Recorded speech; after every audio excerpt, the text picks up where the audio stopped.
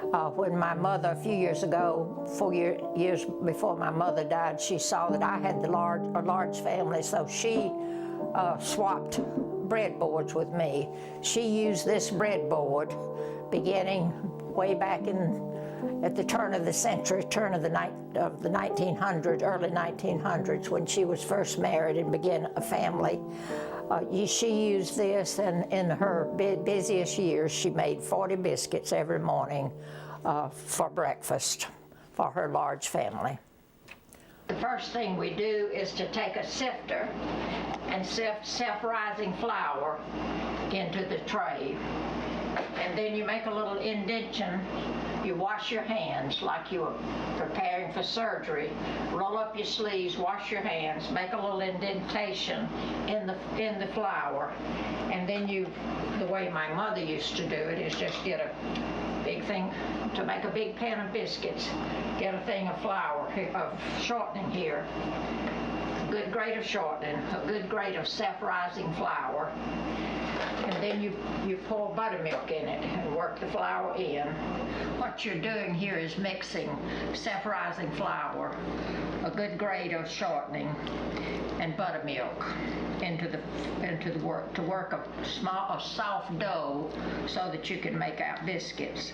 My mother, who was born in 1885, grew up making biscuits like this, and she made them by using her hands and pinching the little biscuits off and rolling them around in her hand and making biscuits. She made 40 every morning for a family of 9 children for years.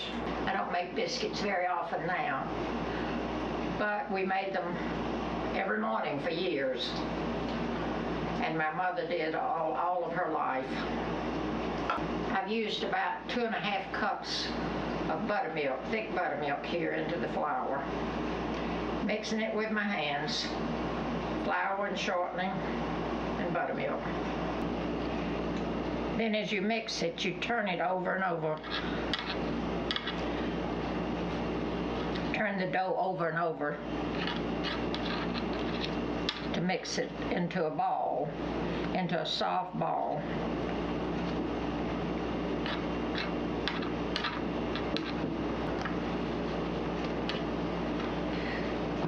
You've got a soft ball here.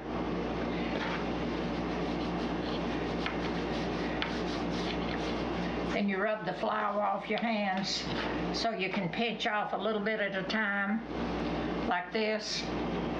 Roll it around in your hands, floured hands. Put it on the pan. Pinch off another little bit, about the same amount of dough. My mother, and especially my sister Mary, could make the prettiest pan of biscuits with little bitty biscuits, and bake 40 of them in a big thing.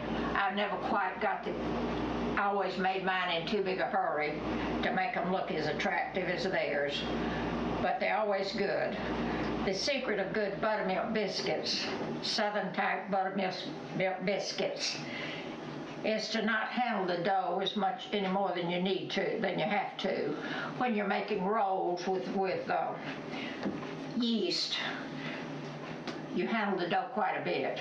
It requires a lot of mixing and a lot of handling of the dough. But when you're making buttermilk biscuits with self-rising baking powder in it, with self-rising flour, you don't handle the dough any more than you have to make lightweight biscuits. I've watched my mother so many times when she finished up the biscuits. You remember her hands they'd been washed very clean. She was very clean with her cooking. She would rub all the flour off her hands. Then she would take the sifter and put all the flour in to be sifted again back into the tray. This wooden tray, this big wooden tray. Then she would sift all the flour back in. This is an old sifter. I'm not sure just how long, but I've probably had it 50 years myself.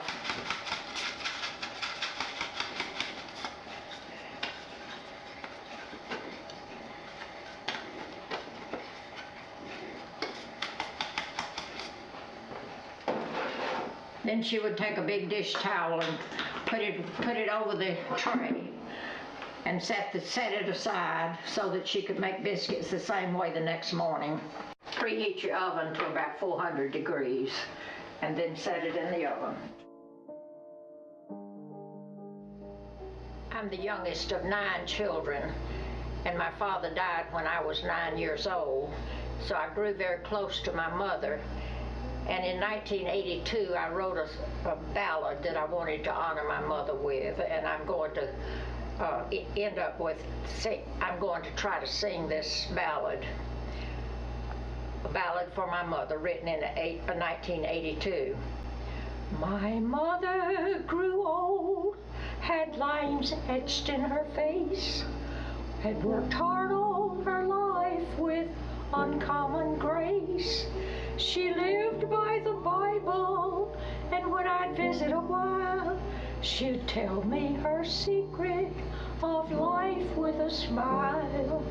She said, today is the first day of the rest of your life. Don't borrow trouble with yesterday's strife. Take time, smell the flowers, that makes life worthwhile. Then pick up each new day and fill it with joy. Widowed while young, Mama worked in a mill. She washed on a scrub board, brought wood up a hill. She sang as she labored to stay out of debt, and taught me this lesson I'll never forget. She said, today is the first day of the rest of your life. Don't borrow trouble with yesterday's strife. Take time, smell the flowers, that's worth living for. Then pick up each new day and fill it with joy. One day I said, Mama, your life has been hard. You buried 2 babies out in the churchyard. You've known all the heartache of struggling for bread. She smiled through her tears, and these words she said. Her old-fashioned tea cakes, we ate the last crumb. Her old-fashioned flowers, she had a green thumb. She lived by the Bible each day and each mile, and she taught me her secret of life with a smile. She said, today is the first day of the rest of your life. Don't borrow trouble with yesterday's strife. Take time, smell the flowers, that's worth living for. Then pick up each new day and fill it with joy. It took about 12 or 13 minutes for the biscuits to cook. They're ready to come out of the oven. They're browned, and we can put them in the pan, in a plate. They'll be ready to butter and eat. When I was a child, we used a lot of homemade jelly that my mother made, jelly and jams that she made in the summertime from fruits and fruit trees. And she would always buy pears and apples and peaches to make jams and jellies. Nice plate of biscuits.